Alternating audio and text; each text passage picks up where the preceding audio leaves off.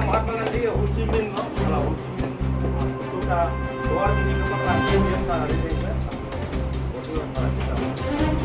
Itu pun ada. Mahatma Gandhi nanti ada apa?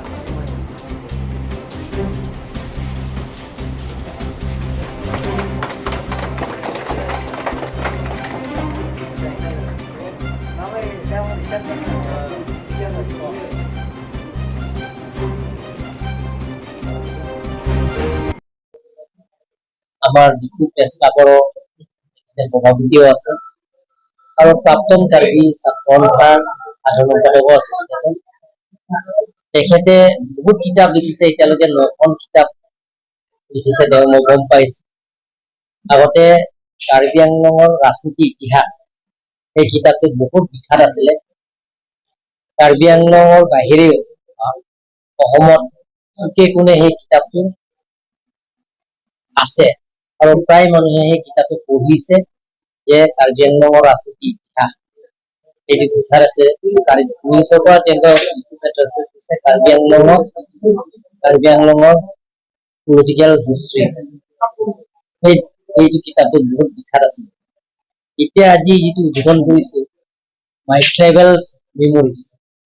আমাৰ মোৰ বিদেশ ভ্ৰমণৰ স্মৃতি এই গ্ৰন্থখন তেখেতে লিখিছে গতিকে আজি সেই গ্ৰন্থখন মই উদ্বোধন কৰিলো মই তেখেতক ধন্যবাদ দিছো যে এনেধৰণৰ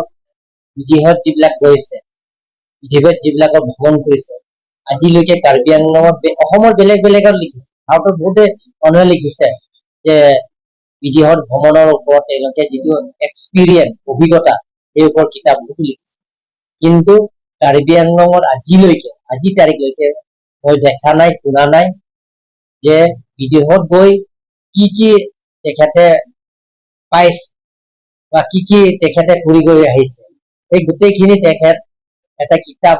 কিতাপৰ যোগেদি ৰাইজক পৰিচয় দিব বিচাৰিছে বা ৰাইজক তেখেতে অৱগত কৰিব বিচাৰিছে গতিকে তেখেতক মই ধন্যবাদ দিছো বছৰৰ পৰা আমি উদ্বোধন কৰিব সুখী হৈছো নতুন প্ৰজন্মবিলাকক মই অনুৰোধ কৰিব বিচাৰিছো যে এনেধৰণৰ কিতাপ যাতে লিখে যাতে নিজক নিজে যিবিলাকৰ এক্সপিৰিয়েঞ্চ অভিজ্ঞতা মেমৰি হিচাপে থাকি যাব স্মৃতি হিচাপে থাকিব এনেকে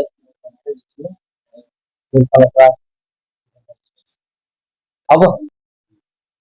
মোৰ বিদেশ ভ্ৰমণৰ স্মৃতি অৰ্থাৎ মাই ট্ৰেভেল মেমৰিজ এই কিতাপখন এটা দ্বিভাষিক গ্ৰন্থ আমাৰ বাইলিংগুৱেল কিতাপ ইয়াত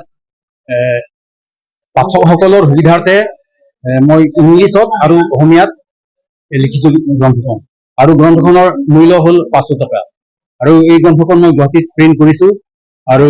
মই ইতিমধ্যে দক্ষিণ পূব এছিয়া অৰ্থাৎ সাউথ ইষ্ট এছিয়া কাণ্ট্ৰিত মই প্ৰায় 10টা কাণ্ট্ৰি মই ঘূৰিলো এই 10টা কাণ্ট্ৰিৰ তেওঁলোকৰ যিবিলাক ভাষা সংস্কৃতি তেওঁলোকৰ যিটো মুদ্ৰা কাৰেঞ্চি আৰু তেওঁলোকৰ গাড়ীৰ যিটো ড্ৰাইভিং চাইট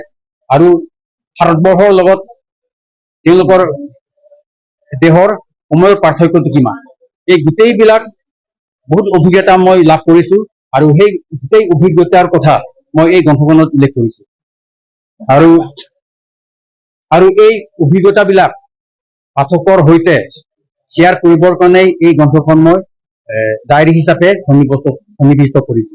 আশা কৰো পাঠক ৰাইজে মোৰ এই গ্ৰন্থখন সাদৰেৰে গ্ৰহণ কৰিব আৰু আশা কৰো ভৱিষ্যতে যদি কোনোবা বিদেশলৈ যাত্ৰা কৰিব যদি বিচাৰে তেনেহলে মোৰ এই কিতাপখন পঢ়ি হলেও তেওঁ কিছু আভাস পাব কিছু আইডিয়া পাব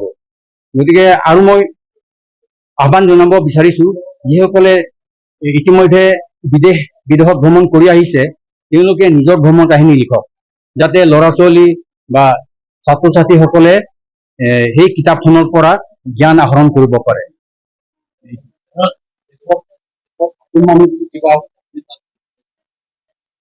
নাই তেনেকৈ নাই নাই তেনেকৈ নাই কিছুমানে কৈছে যে এই থাইলেণ্ডৰ ক্ৰাবি বুলি জাগা এটাত কাৰ্বিসকল আছে বুলি বহুতে কৈছে কিন্তু মই ক্ৰাবিত গৈ আহিছো তাতো একোৱেই নাই দেখোন কোনো কাৰ্বিও নাই গাঁৱো নাই তাতো এটা আইলেণ্ড এটা দ্বীপহে গতিকে সেইটো কাৰ্বি মানুহ নাই তেনেকে মোৰ কিতাপখন এই কিতাপখন ৰয় বেকাৰীৰ সন্মুখত মাতৃ বুক ষ্টল বুলি আছে তাত পাঠকসকলে সংগ্ৰহ কৰিব পাৰিব তাৰ পৰা